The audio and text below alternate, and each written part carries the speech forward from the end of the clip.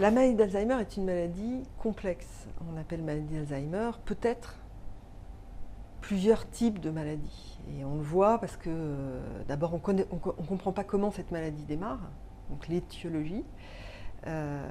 Et on suspecte quand même qu'il y a plusieurs façons de démarrer cette maladie d'Alzheimer. Il y a des facteurs de risque vasculaires, génétiques dont je pourrais vous parler. Après, la question est de savoir pourquoi les traitements ont échoué.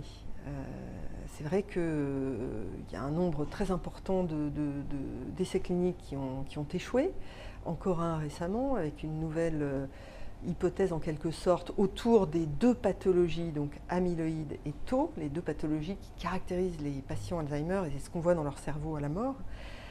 Finalement, c'est une maladie qui a été définie à la mort, sans savoir ce qui se passait vraiment. Donc, tous les essais cliniques au départ étaient chez des personnes atteintes avec des déficits, déclin cognitif assez importants.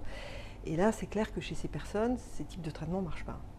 Donc actuellement, on essaye de revenir en arrière, de le faire chez des personnes moins atteintes. Mais pour voir si ça pourrait marcher même avant quelque atteinte clinique, il faudrait pouvoir avoir des biomarqueurs qui détectent ces personnes avant. Donc c'est un peu le chien qui se mord la queue.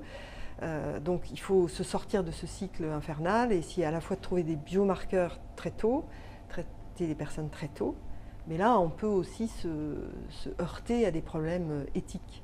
Un gène est connu pour être présent dans une population sous différents allèles. Pour ce gène-là, il y en a 3 majoritaires.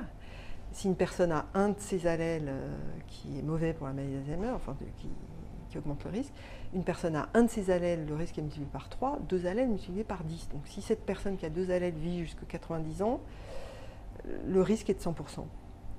Donc on pourrait tester la population pour ces facteurs de risque. Le problème, c'est qu'il n'y a pas de traitement, ni de traitement neuroprotecteur.